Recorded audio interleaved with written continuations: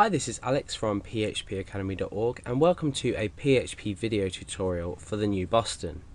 Now, after we've installed PHP and perhaps later on in our PHP development, we may need to take a detailed look at everything within our PHP installation. So for example, you might go on later to look at the GD library. So the GD library is used to generate images using its command set. So it's an addition to PHP. It may not be included. Well, I know it's not included with the original PHP installation.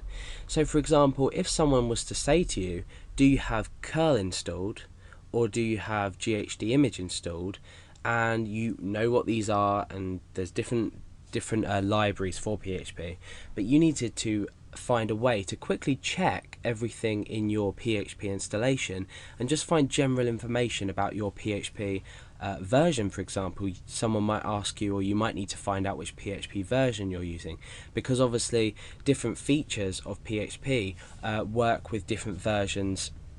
You may have an older version of PHP which then later features aren't available, so you always want to check that you're updated to the latest PHP version, and you can check this also using this phpinfo function that we're going to be talking about. So to call the function is relatively simple. It's just within your PHP tags. Remember, we create our PHP tags like this. We can do PHP and then info and then 2 brackets. So this is the standard notation for calling a function. You can see that my text editor hasn't turned it blue like it normally would with other language constructs. For example, echo, you can see is automatically turned blue. This is because it's a language construct within PHP. It's something that's built in and enables something to happen when we run it. So phpinfo, we're just calling a function, because you can see that it's remained black. Just like when we type something that doesn't exist, for example, it's also black. So you need to watch out for this. This means that we're calling a function. So we're calling the function phpinfo, and I've saved this in index.php. So let's go over to our browser and let's refresh and see what we get.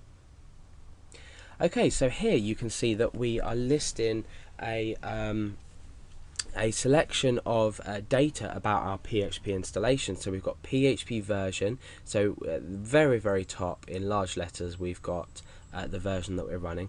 And if we go down, we can see different things, things that are enabled, for example, not enabled. Then we can come down and look at specific things like inside the PHP core. So a lot of these will be relative to your php.ini file, which we looked at previously and we will be looking at later on in the tutorials. So let's just go down and see what information we have.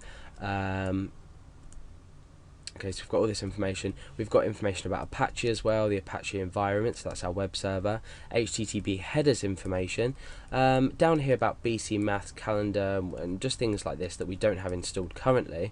Then we can come down to things like FTP support, GD. So for example, earlier I mentioned the GD library. You can see that GD support is enabled. We've got the GD version, which is bundled with this package, etc, etc. We've got support for different things. So you can find a lot of information out about your PHP installation by calling this function, and it generates a long list of details about your PHP installation. Now, one thing is really important. You mustn't keep a file with this function on your server. You must not have this live on a server. Or in fact, even on your local machine, if you know that you're not protected against people accessing this will give people lots of detailed information about your PHP installation. Now, the reason I'm okay to show you is because I'm working on a local machine. It's not giving any information that could harm my my computer through my internet connection. But if you're running say a website and you had this command somewhere on your website that allow people to view, they can view all sorts of information about your PHP installation. So despite now seeing it work, you also must realize that if you have to do this, do it and then quickly delete it. So that's just a bit of security advice for you.